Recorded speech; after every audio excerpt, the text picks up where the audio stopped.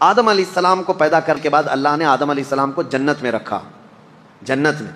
ہمارا اصلی گھر کہاں ہے؟ ہمارے باپ کا گھر جنت ہے. اصلی گھر وہی ہوتا ہے نا، باپ کا گھر. آدم علیہ السلام جنت میں تھے، لیکن ایک بے قراری تھی، اکیلے تھے. انسان اکیلا نہیں رہ سکتا، تو اللہ تعالیٰ نے ان کی بائیں پسلی سے ایک عورت پیدا کیا جو ہماری ماں ہے، حضرت حوا. آدم علیہ السلام جب انہیں دیکھتے ہیں حوا کو، جنت میں پیدا ہوئی عورت. عورت کہاں پیدا ہوئی ہے؟ جنت میں پیدا ہوئی ہے. جنت کی نعمتیں جتنی حسین ہیں، اسی لیے دنیا میں اسے حسن دیا گیا ہے. آدم علیہ السلام اس کی طرف بڑھنے لگے تو رب تعالیٰ نے فرمایا تمہارے لیے ابھی حلال نہیں، اس کا مہر دو. تو مہر دینا جنتی قانون ہے، یہ جنتی قانون. آدم علیہ السلام نے پوچھا مولا یہاں کیا مہر دوں؟ رب تعالیٰ نے فرمایا تمہاری اولاد میں آخر زمانے میں میرا ایک محبوب نبی پیدا ہوگا، محمد صلی اللہ علیہ وسلم. زمین میں آسمانوں میں احمد، ان پر 20 بار درود بھیجو، تمہارا مہر ادا ہو جائے. آدم علیہ السلام کا مہر کیا تھا؟ درود مصطفیٰ. حضور اکرم صلی اللہ علیہ وسلم پر درود بھیجا.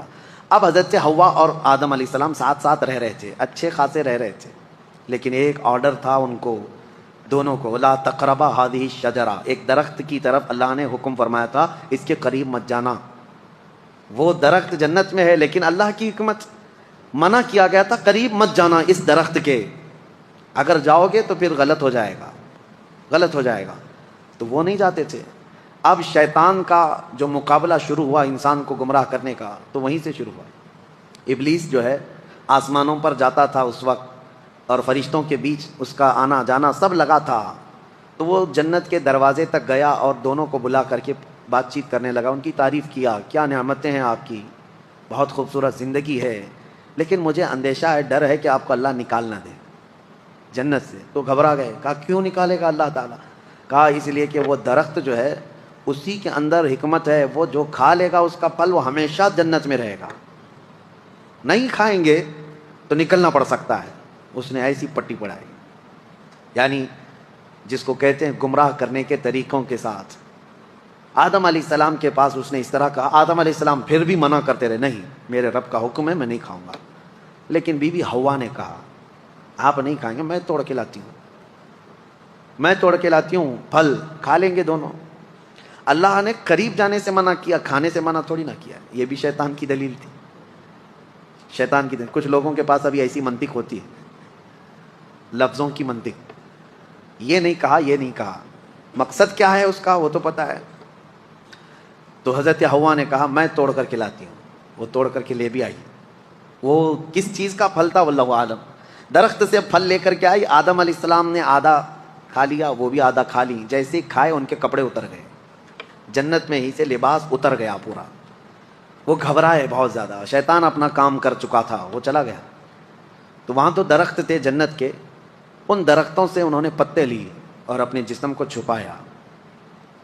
درختوں کے پتوں سے اپنے جسم کو چھپایا. اتنی ہی دیر گزری تھی، قہار و جبار خدا کا اعلان ہو گیا، اہبطوا منہا جمیعا، اس جنت سے تم سب کے سب نکل جاؤ، زمین میں جاؤ. اللہ کا حکم تھا. آدم علیہ السلام اور حضرت حوا ہی تھے، لیکن حکم جمع کے لیے سب کے سب نکل جاؤ. تفسیر میں فرمایا تھے تو دو ہی، لیکن اللہ فرمایا تم سب کے سب نکل جاؤ. حکم کا مطلب مفسرین فرماتے ہیں آدم علیہ السلام کی پیٹھ میں جتنی اولاد تھی سب سے کہا گیا سب نکل کے جاؤ. سب کو حکم تھا کہ سب نیچے آؤ. آئے، لیکن اللہ تعالیٰ نے سب کو الگ الگ جگہ اتارا. جنت سے جو چیزیں اتاری گئی تھی، دو درخت جنہوں نے پتے دیے تھے، اور بعض روایات یہ بتاتی ہیں کہ ایک سانپ تھا، ایک مور تھا، ان کو بھی اتار دیا گیا مدد کرنے کی وجہ سے. یہ بڑے خوبصورت جانور تھے، ان کو بھی سزا کے طور پر اتار دیا گیا، سب کو الگ الگ. حضرت بی بی حوا کو جدہ میں، جو سعودی عرب کا ایک شہر ہے، جدہ کا مطلب جانتے ہیں آپ؟ عربی میں دادی کو کہتے ہیں. ورڈ کا جو میننگ ہے جدہ کا مطلب دادی. شہر کا نام ہی دادی ہے کیونکہ پوری دنیا کی دادی وہاں اتری تھی. اور حضرت آدم علیہ السلام کو ہندوستان میں اتارا گیا. سب کو الگ الگ الگ، ایک درخت کو ادھر ایک درخت کو ادھر، اور آپس میں سب کے دشمنیاں بھی ڈال دی گئیں. ابلیس کو بھی بھیج دیا گیا. اب اس کے بعد اس کو وہاں جانے پر پابندی لگا دی گئی. اب تو جنت کے قریب بھی نہیں آئے گا، فرشتوں کے بیچ میں بھی نہیں آئے گا. اب جب بھی وہ جانے کی کوشش کرتا ہے فرشتے اس سے مار کے بھیجتے ہیں. جو تارا ٹوٹنے کی جو چیزیں نظر آتی ہیں، اس کو کہا گیا ہے یہ جو ستارہ ٹوٹنا شہاب ثاقب ہے، یہ فرشتوں کی مار ہے. جو شیطان اوپر جانے لگتا ہے تو اسے مار کے بھیجتے ہیں. کیوں جاتا ہے وہ بھی میں بتاؤں. وہ اپنے مریدوں کو کچھ خبریں لے کر آنے کے لیے جاتا ہے. اس کے جو بابا لوگ ہیں، جوتش لوگ ہیں، چٹی والے بھی ہیں، وہ ابلیس جاتا ہے، سن کر کے آتا ہے. فرشتوں کے درمیان بات چیت جو ہو رہی ہوتی ہے نا، اللہ کے احکام بندوں میں ابھی کیا کیا ہونے والا ہے، تو یہ جا کے چوری کرنے جاتا ہے. تو فرشتے وہاں سے مار کے بھیجتے ہیں، پھر بھی آدھا سن لیتا ہے اور آدھا اپنی طرف سے ملا کر کے جوتشوں کو بتاتا ہے، نجومیوں کو بتاتا ہے. اور جو سفلی لوگ ہیں، سفلی عمل کرتے ہیں، جو ابلیس کو راضی کرتے ہیں، سفلی، سلفی نہیں. سلفی ایک الگ چیز ہے. اہل حدیث حضرات اپنے آپ کو سلفی کہتے ہیں، میں سفلی بول رہا ہوں. ہاں، سب میں تھوڑا تھوڑا سا فرق ہے. تو سفلی جو شیطان کو راضی کرنے کے لیے گندی گندی چیزیں کرتے ہیں، ان کو لا کر کے خبریں دیتا ہے. تو ابلیس کا جانا آنا اس وقت سے بند کر دیا گیا تھا. اب آدم علیہ السلام اور حضرت حوا کی ملاقات نہیں ہوئی. کتنے سال تک؟ 350 سال تک. آدم علیہ السلام روتے رہے روتے رہے. سب سے زیادہ دنیا میں رونے والوں میں آدم علیہ السلام کا نام آتا ہے. سب سے زیادہ رونے والوں میں انبیاء میں حضرت آدم علیہ السلام، حضرت داؤد علیہ السلام. لیکن وہ اللہ کی یاد میں اور اپنی توبہ کے لیے روتے رہے. لیکن سارے نبیوں میں میرے مصطفیٰ کا رونا اور تھا. وہ کس لیے؟ وہ صرف اپنی غریب امت کے لیے. اللہ کیا جہنم اب بھی نہ سرد ہوگا، رو رو کے مصطفیٰ نے دریا بہا دیے. میرے آقا نے بھی رویا لیکن اپنی امت کے لیے.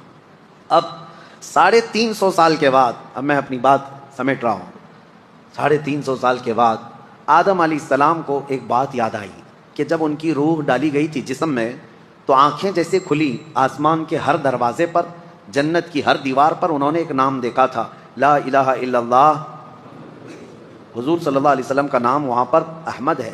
حضور کا نام اللہ کے نام کے ساتھ ہر جگہ انہوں نے دیکھا تھا.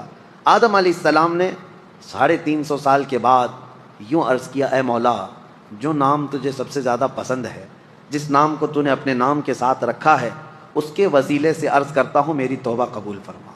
قرآن میں بھی رب تعالیٰ فرماتا ہے، فوراً اللہ نے جبرائیل امین کو بھیجا، ہے صفی اللہ کو حاجت رسول اللہ کی. وہ جہنم میں گیا جو ان سے مستغنی ہوا، میرے آقا سے جو دور ہوا، اعلیٰ حضرت فرماتے ہیں دوزخ میں جائے گا. ہے خلیل اللہ کو حاجت رسول اللہ کی. حضور اکرم صلی اللہ علیہ وسلم کے وسیلے سے توبہ قبول ہوئی. جبرائیل امین علیہ السلام آئے، بشارت دی کہ اللہ تعالیٰ نے آپ کی توبہ قبول فرمائی. اب آپ کو حکم دیا جاتا ہے. آدم علیہ السلام جب آئے تھے تو جبرائیل علیہ السلام خود ہی ان کو یہاں کی کھیتی باڑی اور کام کاج سکھا کر گئے تھے. جنت کے 3 دانے لا کر کے دیے تھے، یعنی ایک گیہوں کا دانہ اور ایک کوئی دانہ، یہ 3 دانے وہ اتنے بڑے بڑے تھے، دانے جنت سے لائے گئے تھے. اور وہ بو کر کے اس کی کھیتی اور اس کی فصل اگا کر کھانے پینے کے طریقے، ساری چیزیں آدم علیہ السلام کو وہ دے کر کے گئے تھے. اور یہ روایت میں ملتا ہے جنت کا آیا ہوا دانہ بہت بڑا تھا، اور پہلے کے دور میں اناج بڑے ہوتے ہوتے چھوٹے چھوٹے، اس میں ایولیوشن ہوا ہے. اب جو گیہوں کا دانہ وہ پکڑنے میں بھی نہیں ملتا. فرمایا گیا کہ جیسے جیسے انسانوں کے گناہ بڑھتے ہیں اناج گھٹتا جاتا ہے، یعنی ان چیزوں کی مقدار میں کمی آنے لگ جاتی ہے. یہ آخری دور میں گیہوں تو گیہوں، انسانوں کے قد بھی چھوٹے ہو جائیں گے. پہلے لوگ 8-8 10-10 فٹ کے ہوتے تھے، اور آدم علیہ السلام کی ہائٹ تو 60 فٹ کی تھی. 60 فٹ اتنی لمبی بتائی گئی ہے. تو پہلے کے دور کے بعد یہ جو گھٹتی ہوئی آئی ہے. لیکن ایک بات پھر میں بتا دوں، کوئی کنفیوز نہ ہو، اس تھیوری پہ نہ چلے جائے کہ انسان اب بدل گیا. نہیں، انسان ہی تھا، انسان ہی ہے آج بھی. پہلے یہ اور بات ہے کہ ہائٹ بڑی تھی، جسم بڑا تھا، لیکن زمانے کے مرور ایام کے ساتھ ساتھ انسانوں کی ہائٹ کم ہوتی رہی. اور میرے آقا نے فرمایا قیامت کے قریب یہ لوگوں کے قد بھی کم ہوتے چلے جائیں گے. اب قریب اور قیامت کے ناٹے لوگ ہی رہیں گے. ہاں، اور یاجوج ماجوج کی جو شکل بتائی گئی وہ بھی بہت چھوٹی چھوٹی قد کے ہوں گے، جیسے چائنیز ہوتے ہیں. ہاں، ان کی آنکھیں چھوٹی چھوٹی ہوں گی، جیسی ان کی شکل ہے، لال رنگ کے ہوں گے، یہی شکل بتائی گئی ہے. اور پوری دنیا گھومیں گے، ہر چیز کھا جائیں گے جیسے چائنیز کھاتے ہیں. ہاں، یہ اس لیے بھی میں بول رہا ہوں کہ بعض جو دانشور ہیں، ایک امریکہ کے بڑے ڈاکٹر ہیں، انہوں نے کہا میری تحقیق کے مطابق یاجوج ماجوج آ گئے، وہ چائنیز ہی ہیں. دنیا میں سب سے زیادہ تعداد بھی ان کی ہے، اور سب سے زیادہ دنیا میں پھیلے بھی وہی ہیں، اور ہر چیز، ہر کیڑا مکوڑا سب کھاتے بھی وہی ہیں. لیکن ایسا نہیں ہے. یاجوج ماجوج ایک قوم ہے، وہ آئے گی، لیکن وہ اتنے سالوں تک چائنا کی طرح جیتی نہیں رہے گی. ہاں، وہ فساد مچائیں گے، لیکن چند دنوں کے بعد اللہ تعالیٰ ان کی گردن میں ایک کیڑا پیدا کرے گا، کوئی وائرس ہوگا اس زمانے کا، کوئی کورونا آئے گا اور اس سے وہ ایک ساتھ پورے کے پورے ہلاک ہو جائیں گے۔ اور جو ڈاکٹر صاحب امریکہ کے جو میں کہہ رہا ہوں وہ بڑے دانشور ہیں، مسلم اسکالر ہیں، ان کی تھیوری کے حساب سے انہوں نے جو کہا یاجوج ماجوج یہ چائنیز ہی ہیں، اس اعتبار سے شاید کورونا بھی چائنا میں آیا، ان کے اور یقین ہو گیا ہوگا، ان کو اور یقین ہو گیا ہوگا کہ حدیث میں جو کہا گیا اچھا یہ جو وائرس آیا یہ گردن میں ہی زیادہ پکڑتا تھا، ان کو اور زیادہ یقین ہو گیا ہوگا۔ لیکن یقین ان کو اس وقت فیل ہو جانا چاہیے کہ چائنیز مرے زیادہ نہیں ہے، لیکن یاجوج ماجوج پوری کی پوری قوم ختم ہو جائے گی۔ بہرحال بات ادھر ادھر نہ جائے، قد جو ہے کم ہوتا چلا جائے گا قیامت کے قریب۔ آدم علیہ الصلوۃ والتسلیم کی خلقت کا یہ پورا واقعہ آج سورۃ الاعراف میں ہم نے ملاحظہ کیا ہے۔ اللہ کریم ہم سب کو قرآن عظیم کی ہر آیت پر عمل کی توفیق عطا فرمائے۔ حکم یہ ہے اللہ تعالیٰ کا کہ یہ واقعہ بیان کیوں کیا گیا؟ اس لیے کہ اللہ فرماتا ہے کہ شیطان آج بھی ہے جو دور سے تمہیں دیکھ رہا ہے، کہیں جیسے تمہارے باپ اور تمہاری ماں کو اس نے جنت سے نکالا تھا ایسے ہی دنیا میں تمہیں اللہ اس کی رسول کی رضا سے باہر نہ کر دے۔ تم ہمیشہ الرٹ رہو، اس کے کسی داؤ کو اپنے اوپر حاوی ہونے نہ دینا۔ ہمیشہ ایک بات یاد رکھنا، ہم جنت سے آئے تھے، ہم جنت میں ہی جائیں گے انشاءاللہ، اور ہمارا وہی وطن ہے۔ اسی کو شاعر نے کہا ہے کہ جب تو پیدا ہوا تھا تو روتا ہوا دنیا سے آیا تھا، کیوں؟ اس لیے کہ ہماری روحیں جنت میں تھی، اور جب اپنا اصلی گاؤں چھوٹتا ہے تو روتے ہوئے آتا ہے بچہ۔ اور شاعر نے کہا ہے اب ایسی زندگی گزار کہ جانے کے وقت سب رو رہے ہوں اور تیرے لبوں پر مسکراہٹ ہو، کیوں؟